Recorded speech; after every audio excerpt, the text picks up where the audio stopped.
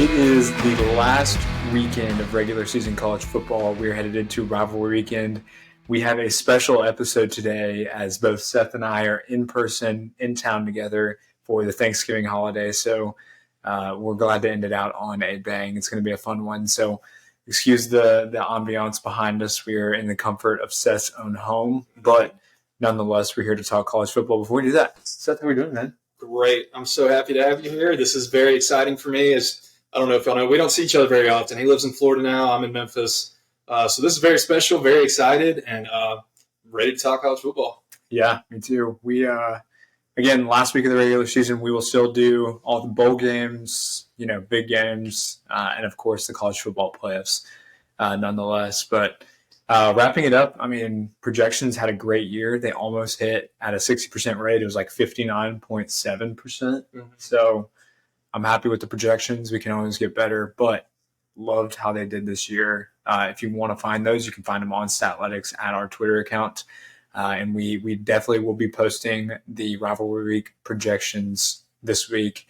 And we're going to hope to publish them on Wednesday before Thanksgiving so everybody has them in time. So, but yeah, we got a lot to look forward to. I think this is the best week in all of sports. I mean, we have behind us, behind the camera, we have the Battle of Atlantis and the Maui Invitational going on. So if we seem a little distracted, we're watching basketball. So, but best week in sports. I mean, Thursday we have the Egg Bowl and all of the NFL games. Mm-hmm. Rivalry week Saturday. It's gonna be awesome, man. NBA play-in tournament, which is still weird to me, but we kind of got a piece of everything going on this week. It doesn't get any better than this. Well, don't want to take up too much time. I'm going to dive right in. Michigan is playing at home against Ohio State. Mm-hmm. Of course, Harbaugh news. He's done, for the regular season. He won't be coaching this game. Michigan's a 4-point home favorite. Ohio State's coming into the big house. And this is truly a lot of pressure for Ryan Day for a lot of different reasons. But I think it got amplified with the fact that Harbaugh is not going to be there. And the fact of the matter is, it kind of sucks for Ryan Day because if he wins, it's going to be, good for you, you being an interim coach. Mm-hmm. If he loses, it's going to be, you got beat by an interim coach. Right. There's excuses on both sides. Exactly. So it's kind of a lose-lose situation for Ohio State, but it's going to be a great game nonetheless. Mm-hmm. And certainly implications are high. Everybody knows this. It's one of the biggest games, if not the biggest game of the year each year. So really looking forward to it. Before we get into some of the numbers and the matchups and stuff, snap reaction, dude. 4 points at home for Michigan. Mm-hmm. Head coachless right now. But they certainly look like the better team, all around. What do you think? What are you taking? I don't care if they're the better team. I'm rocking Ohio State here. I like Ohio State +4. That line has been moving. I believe it opened at 5, and I've even seen it down as low as 3.5 on some books. Another thing I kind of like here is under 47.5. I think this is a game they're both going to be fired up. I think defense is going to be stingy on both sides. But I think Ohio State gets their get back after the last 2 years, and especially Jim Harbaugh, and with all the cheating, allegations going on. I don't think Ohio State's been more motivated than they are this week. The thing is too is Michigan, for some reason their players are they're taking this to heart. Yeah, they're acting like martyrs. There's something about this whole situation where it's like their coach died. With all the T-shirts and all the free Harbaugh. And I'm pretty sure they accepted the penalty that was given to, they were the ones that encouraged the 3-game suspension. Yeah. And then all the players are wearing the free Harbaugh shirts they didn't impose it on themselves, basically. Yeah. But I don't know if the players had anything to do with it. I don't know if they realized or knew what was going on. I'm sure they had to at some degree, if any of it is true, given the fact that their coaches knew every single play before it actually happened. You would have to be a little suspect. But again, the pass is a pass right now, and they got to focus on Ohio State. And it's going to be fun nonetheless. But before I give my take, I'm going to give some of the betting splits and a little bit of the numbers. Let's hear it. What do you think the betting splits are in favor of the money? Let's not betting the public and the total money. So I think most of the public is going to be on Michigan. I'm going to say around 65%. Okay. And then the total amount of money, I'm going to say, is on Michigan as well at about 78%. How's that? Is it wrong? The total percentage of bets, according to Action Network, that they're tracking, 81% of the tickets are on Ohio State. Oh. 79% of the handle is on Ohio State. Okay. So I was opposite. I was wrong. This line is driving down in favor of Ohio State. Yeah, I literally said the spread moved in that direction, and I still sat here and said sometimes it moves regardless, Yeah. Due to news, injury, whatever may have you. But there's a lot of people on Ohio State, to say the least. Mm-hmm. And, I mean, that doesn't change anything. I don't That doesn't scare me. It does. It's not there's nothing lopsided in it for me to believe one way or the other. But, looking at some of the projections actually have Michigan favored by 4. Okay, so right at that spread. It's like 4.6 or something like that. But they see the same thing that Vegas is, and I think a lot of it's baked into home field advantage. Mm-hmm. Truly, I think Michigan absolutely. gets 3 points alone off of home field advantage. So, in reality, neutral field, I think this would be a pick'em game, hands down. One thing that Ohio State's going to have to do is really get it in gear with their defense. Mm-hmm. And they've done that. Look what they did with Penn State. Look what they've done with teams in the past. I mean, even though their offense doesn't look as good as it has, Mm-hmm. up to speed for an Ohio State offense, all things considered, their defense, this is the best defensive unit that Ryan Day has had in his entire tenure as head coach. But I feel like that's kind of similar with Michigan, too. I've watched some of their offensive play calling, and it has been very questionable. That's kind of why I kind of like the under here a little bit, but I don't know. I'm very excited for this. Yeah, here's the thing is a lot of people made fun of J.J. McCarthy for throwing it 8 times against Penn State. Yeah. But if you don't have to, why? Yeah, I mean, why? I'm with you. Like, if you don't have to throw the ball, I'm not going to do it. If I can win with just pounding the rock, why not? It's literally just, a big on big saying, I'm going to tell you what I'm going to do, and I'm going to beat you at it straight up. So, looking at some of the numbers, overall offensive success rate, Michigan and Ohio State are surprisingly high on this list. Michigan, 8th in the nation in all of FBS in offensive success rate, Ohio State 20th. Okay. Now, if you flip it over on the defensive side of the ball, Michigan, 4th in overall offensive success rate allowed, Ohio State 11th. Michigan bids better on both sides in terms of success rate, but there's not enough of a margin for it to actually matter. Right. Both of them are top 20 in everything across the board. Close enough for me. The only thing is that both teams really lack the ability to generate explosive plays. Mm-hmm. Michigan, 109th in explosive play rate. Ohio State, 78th. So, the over-under has been like 43 to 46 from what I've seen on both books. So, the projections have it going over, but I wouldn't be surprised if it went under. Right. That's what I'm expecting. A lot of running, especially I feel like on Michigan's side. Clock's going to run, and both defenses, I feel like they're going to come out to play, obviously, with the matchup. These type of games are where I take the under. Again, I'm not a big over-under guy, but if I'm going to take an under, this is the type of game that I'm going to want to take. Yeah. The one hole that I see. So if you look, what I do is I split it up into passing success rate, rushing success rate, passing explosive play rate, rushing explosive play rate, and Michigan on the defensive side of the ball, their rushing explosive play rate allowed is in the top 30, but on their passing explosive play rate allowed, they allow passing explosive plays. They're 52nd in FBS and passing explosive play rate allowed. Okay. So Ohio State can generate some explosive plays in the passing game. Right. There's a little bit of margin. Now, again, 51st is not anything bad, but it's certainly not good. They're basically top 10 across the board in defense. Right. That's the hole that is there, is that if Kyle McCord decides to show up, if they have Marvin Harrison, so anything's possible, that's the break. Right. And truthfully, I'm taking Michigan and the points.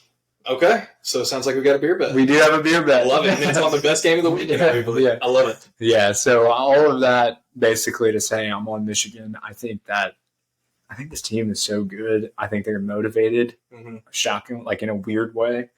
Oh, no, they definitely are. Trust me. The things they've been doing, I kind of think are a little cringy, but I can see how. You know what? It reminds me of all the Georgia teams that are like, they said we wouldn't do it. Right. We take this as a win. You're literally like negative odds to win the Natty coming into the season, and it's like, whatever. What are you going to tell yourself? But see, that's also why I think it can hurt them. I think they're kind of full of themselves. Yeah. No, I mean, true. So, but I think that it's going to be low scoring in a way. Vegas kind of said that putting the total at 43 in a game like this is kind of crazy. I really want to take the over, but I also see an instance where the under happens. Right. The projections really did like them to go over. It's like they liked it 30-26 Michigan. Right. And that's way over. But see, I'm looking on ESPN Bet right now. They have the total set at 47.5. Okay, so they're a little bit higher than market. So some books are kind of like there's a big point differential between some of these books. Yeah. And I can see that's the thing is like I can see it going either way. Right. This could be a 10-3 like the Penn State Ohio State game where it definitely went under. But you think about the recent games in the past, even no matter how good the defenses are, they still scored. Right. So I don't know. I don't think the offenses are elite as they have been, especially on the Ohio State side of the ball. Yeah. But you never know. It's rivalry weekend, man. Yep. That's going to be so fun. I'm looking forward to that one. That's not what time is that game again? It's always at noon. It is. Okay, 11 a.m. I guess Central. We're Central time right now. This is the last year of Big Noon Kickoff, though. It is. So got to enjoy it. They'll be on CBS. RIP SEC on CBS. Yeah. Although I'm so glad I don't have to hear Gary Danielson suck off Nick Saban anymore. I'm tired of it. If you're a Big Ten fan, I'm sorry about Gary Danielson. All right, moving on. Big in-state rivalry. Oregon State goes to Oregon. Oregon with a big point spread here. Oregon's 14-point home favorites. 14.5 on some books. 13.5 even as well. So. Yeah. And that's the key. I wanted to point that out. That's a big difference, 14.5 to 13.5. Right. So take note of that. It'll be the last meeting between these two rivals as members of the Pac-12, and everything is on the line for one-loss Ducks. They don't have a margin for error in the race for the college football playoff, especially with Washington performing the way that they're doing. I mean, it's win or die for the Ducks. But, I mean, they certainly impress more than Washington, even though they lost at Washington. It's almost like you feel like the Ducks are a better team still. Yeah. But again, do or die. It's win out for the Ducks, and hopefully they can get a college football playoff bid. But this game, of course, it's rivalry weekend. Oregon State is going to be, want to ruin the party. Absolutely. So 14 points at first. I thought that was quite a bit for an Oregon State team that has done really, really well this season and has a really, really good defensive unit. But Oregon, man, they are the only team in FBS that is top 10 in EPA per play on the offensive side of the ball and top 10 in EPA per play allowed on the defensive side of the ball. Right. The only team in FBS. So to say that they're very well-rounded would be an understatement. So game on the line, season on the line, rivalry. Oregon State's coming off the tough loss against Washington, and from my perspective, it's always hard to say like they're not motivated because I feel like the kids are always motivated. Right. But, again, some of the hype for their season kind of died down last week with the disappointing loss to Washington. Oregon, they have everything to play for. They're favored by 2 touchdowns.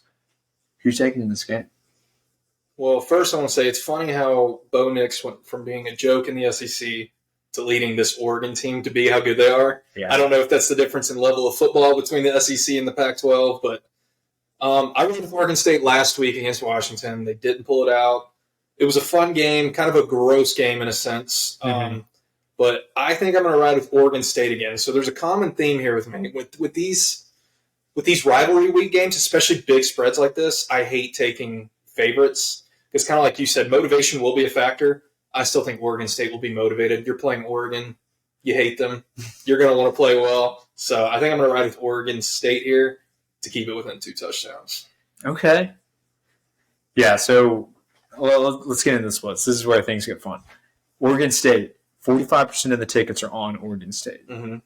90% of the money Sharps is on Oregon State. I like it. That's a plus 45 differential in terms of handle in favor of Oregon State. That's crazy. I feel like I'm on the wrong side of these every time I make a pick. But that's good, though. Like we see that. But, yeah, I mean, the public, I will say the public's won big this year, more so than they have in the last year. Right. That's kind of why I feel a little okay with some of these picks. Yeah. Even when you tell me that, I'm just like, I'm going to try not to think about it. Especially in the NFL, if you guys watch NFL, the public, surprisingly, this is one of their better years in recent past in terms of betting. But 90% of the handle is on Oregon State. That's kind of crazy. I'm with you. I really do think that Oregon State, like, they'll be motivated. They'll want to keep it close. And they have a great team. They certainly have a team to be able to keep it close. Right. Well, they have 3 losses, and it's all combined, 8 points? Yeah. Oregon State, they're 8-3. 8 points is between their 3 losses. Yeah, but it's tough. We'll get into the numbers first. Oregon State, 7th overall in offensive success rate. Oregon, 2nd. You flip it over on the defense side of the ball. Oregon State, their defense started off really hot. They were one of the best defenses to start the season. Yeah. Died down a little bit. 45th overall in offensive success rate allowed. Oregon, 19th. So they're close, but I mean, it's Oregon gets the nod across the ball. I mean, one of the things that Oregon does much better and has on the across the board is their explosive play rate. Right. Like in every facet. I feel like that's what they're known for. Oregon just trumps Oregon State. Right. On both sides of the ball. Like passing explosive play rate, Oregon 26th, Oregon State 109th. Rushing explosive play rate, Oregon 36th, Oregon State 80th. So not only that, but if you flip it over, Oregon State's defensive passing explosive play rate allowed 65th in SBS, rushing explosive play rate allowed 55th in FBS. So it's not like top 25, it's not top 30 numbers. And I think Oregon State kind of exposes them in that facet a little bit. It'll be close at first, but I think that they get the 2-point touchdowns because they're trying to resume build. Right. Yeah, absolutely. And I'm taking Dan Lanning in this game too. So you are taking Oregon. I am taking Oregon. Wow, okay, we disagree with our first 2. Yeah, I'm taking Oregon to cover 2 touchdowns. I think Dan Lanning, he's not only coaching for a college football playoff bid, but I'll be damned if he's not coaching for a job offer. Yeah. Former Memphis coach, too, by the way, if you did not know that. Dan Lanning? Yes. Wow. He was a coordinator, but he was with Memphis. So he was a defensive coordinator there? He wasn't our defensive coordinator. He was like a defensive back coach or something like that. I don't know. Don't quote me on it, but I know he was with Memphis in like 2016. That's crazy. Yeah. What could have been? Tell me about it. Yeah. So whether it's the Texas A&M job or whatever it may be, I think he's coaching for a job on top of coaching for. Now I say that, Oregon going to the Big Ten certainly changes things for Oregon now. They're a better job than I think they would have been if they stayed in the Pac-12. But yeah, I mean, they have all the momentum. Dan Lanning's coaching for a bid. They have all the reason to be motivated and want to build the resume. Like if they want to have an argument to get in, they're going to have to really just not only win out, but kind of handle teams. Because I feel like this is the first year where we've had this many 11-0 and 10-1 teams. I mean, yeah. There's a bunch of them. So everyone, you're right. I think resume padding, even if you're killing them, you have to run the score up. If you're wanting to get in the college football playoffs, you have to make a statement. Yeah. So I'm taking Oregon in the points, man. Okay. I like it. 2 tutties. I think they get it done. Okay.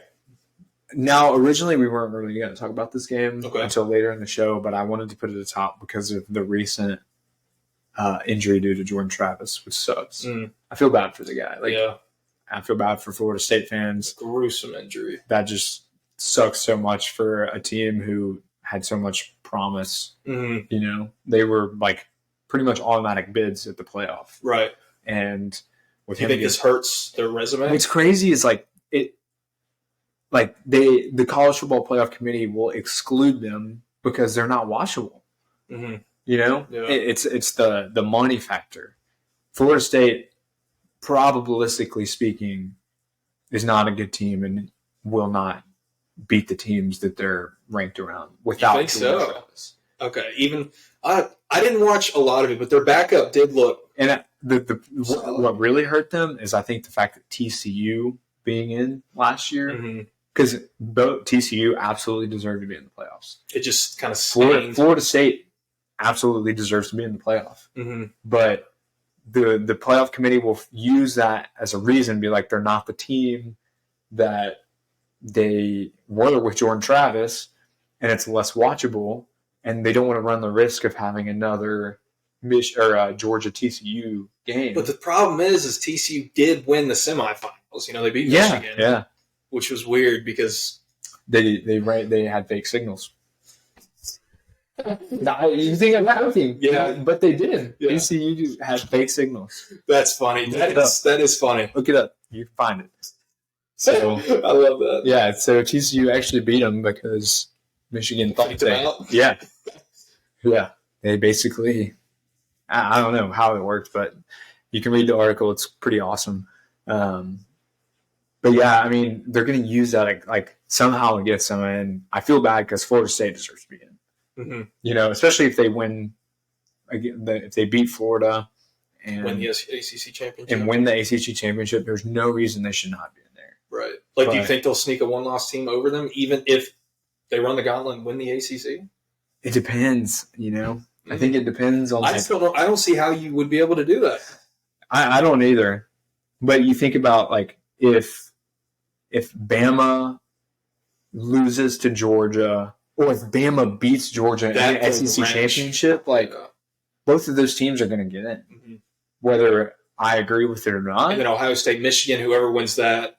And then what if they win? Ohio State wins, but then Michigan beats them in the Big Ten championship. Well, they won't play each other. Wait, why wouldn't? Because they're the same. They're the same division.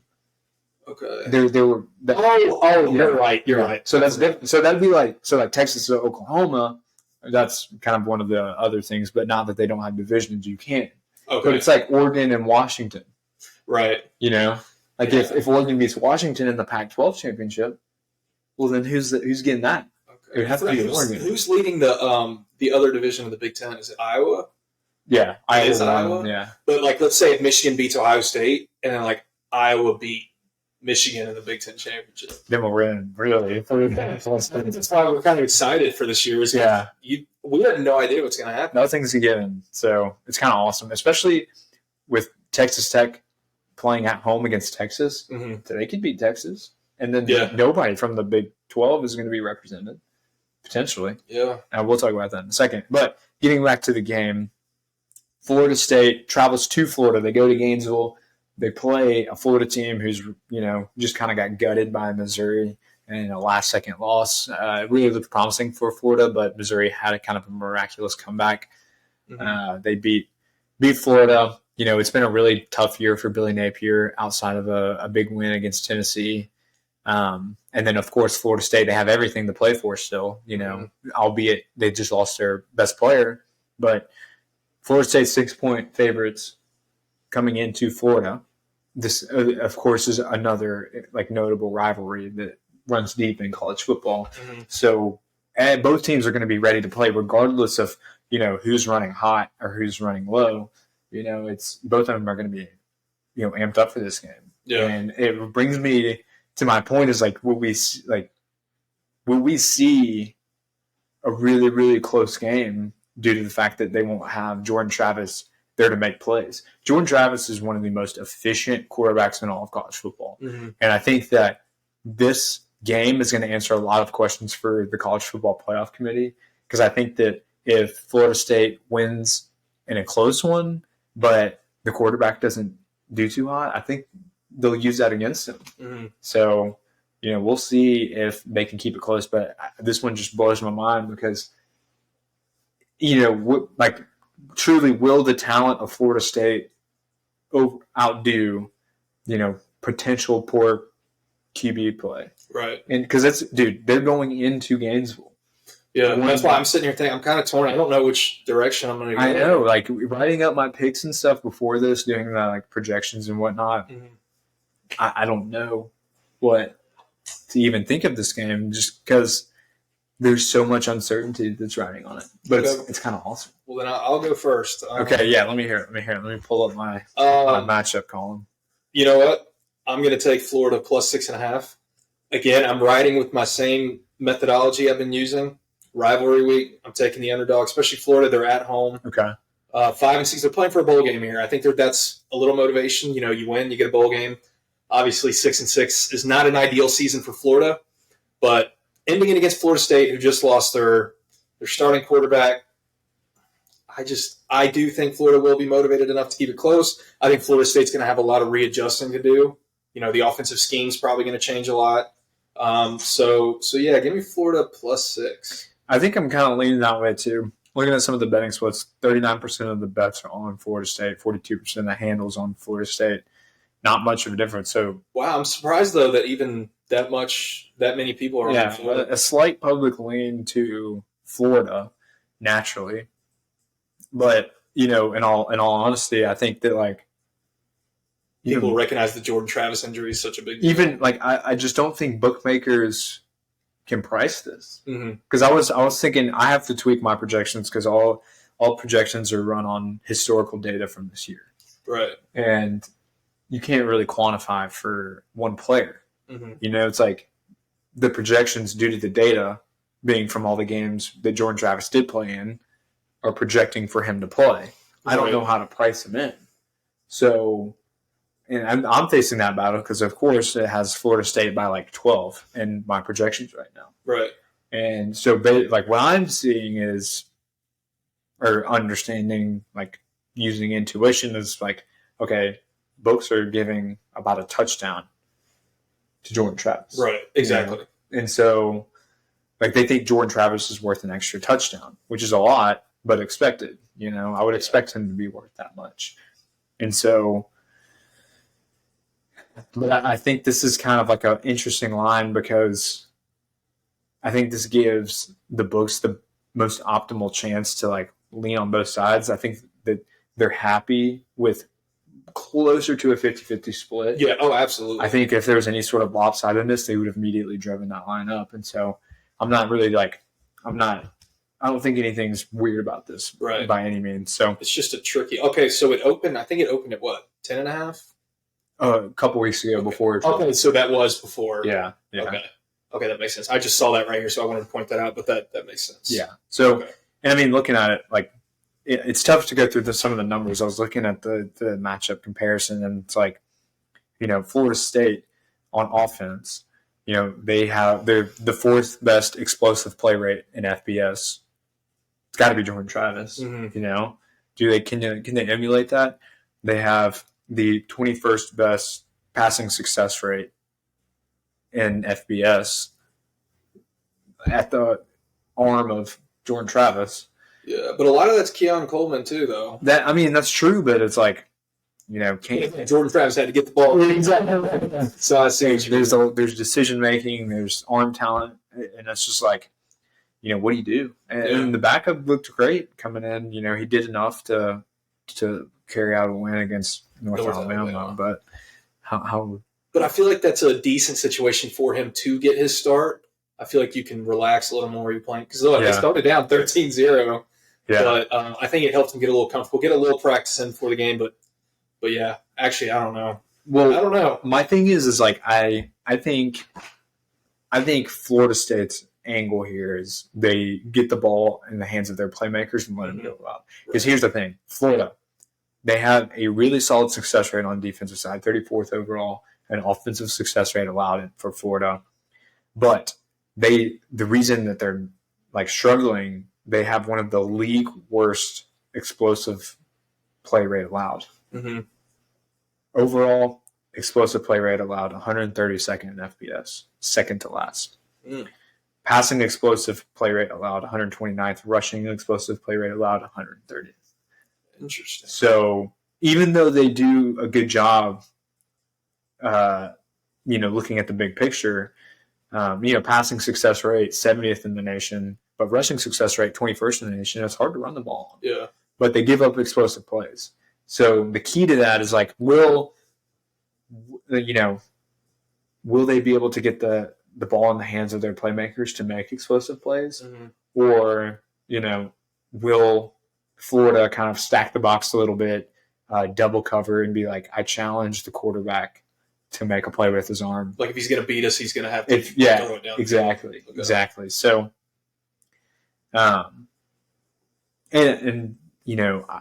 truth of the matter is, like, I think Florida like keeps this close. Mm. I think it comes down to like a last minute touchdown, a last minute field goal, whatever it may be, or even a backdoor cover. Yeah, backdoor 14 cover. Points or 13 points, you score a late touchdown. Yeah, that's why I'm leaning Florida. Florida at home compared to Florida away is 9 days. Right. So I like Florida to keep it close. I certainly don't think they win, but a touchdown, I'll do it. Yeah, being at the Swamp, yeah. Let's go.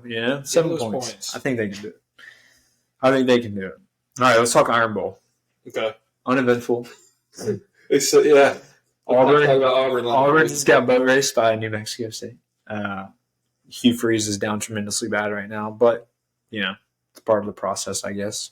He just needs new players, according to himself. But Alabama looks phenomenal at the right time. Jalen Milroe is playing kind of out of his mind right now. The only quarterback in the SEC playing better than him is Jaden Daniels.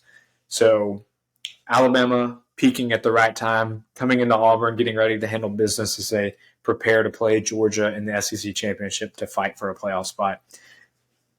Of course, the Iron Bowl is always one of the most anticipated games of the season. Again, this year's matchup is just not that highly anticipated, but I still expect it to be fun in a certain way. So Alabama 14.5-point road favorites going to Auburn. Mm-hmm. Coming off this tough loss for Auburn, we'll see if they can get up for it. I imagine even like Alabama coming in, they'll be excited and motivated in their own right. Yeah. But they have to be somewhat defeated. Right. And I imagine they will. So Auburn, Bama, Iron Bowl, momentum going in opposite directions for both teams. Yeah. 14.5. What do you think?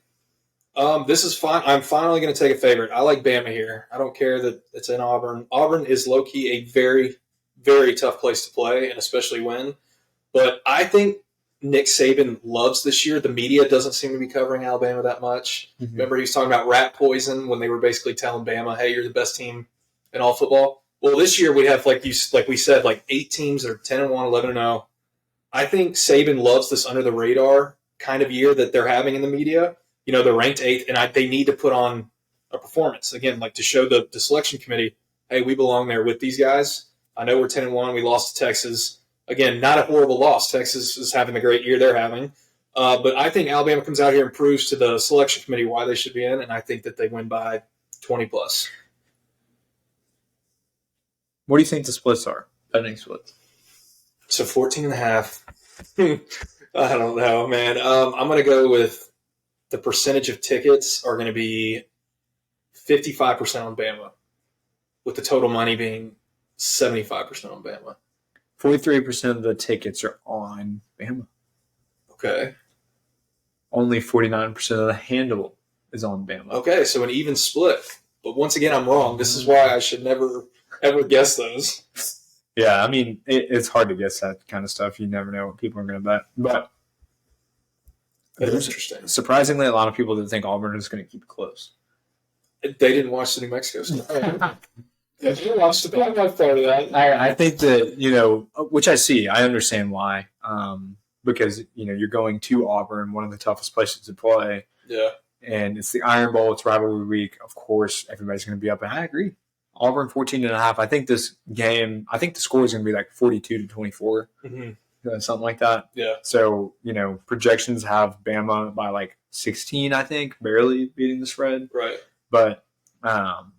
But yeah, I just don't see a world, of course, I don't see a world in which Auburn wins, but the only concern is backdoor cover. Mm-hmm. But man, I agree. Same thing going on with Oregon with Bama. They're resume boosting at this point. You know, it can't, matters. It matters how much you beat these teams. Exactly. You can't play it close with Auburn if you're trying to get that 4 spot in the playoff. You know, you have, especially going into Georgia, like you have to be ready to go. And Auburn offensively, like I just don't see them being able to put up the fight. They have the 106th in FBS and explosive play rate, passing success rate 93rd, rushing success rate is a little bit better at 26th, but I mean, goodness, rushing and explosive play rate 74th for Auburn, and then you flip it over to Bama on the offensive side of the ball, 39th in overall offensive success rate, 8th in explosive play rate. That's a shocking stat. Yeah, that is. Jalen Moreau has been able to connect on a lot of deep balls. They're first overall in power success, and they're 6th overall in passing explosive play rate, kind of what we mentioned. Jalen Moreau can connect on the deep ball, and I think he hits a lot of home runs in this game, especially against this poor Auburn defense. 114th in FBS in passing explosive play rate allowed. That's crazy. That is crazy. 29th in passing success rate. That's much better than I actually anticipated before running the projections. But rushing success rate and explosive play rate, both 70 or worse. So Auburn is really just not going to be able to do much, I think, to defend this Alabama team. You know, there's a way where they kind of control the clock and lean on the running game, considering that really running the ball is the only thing that Auburn can do well right now. Mm-hmm. But I just don't think they can do it. I think the talent mismatch is so wide that it's going to be hard for Auburn to keep it close. Yeah, I'm with you. So that was kind of a layup for me.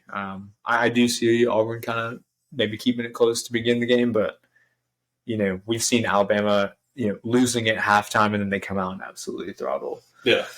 Unfortunately. That's how it was with Tennessee. I know. All right.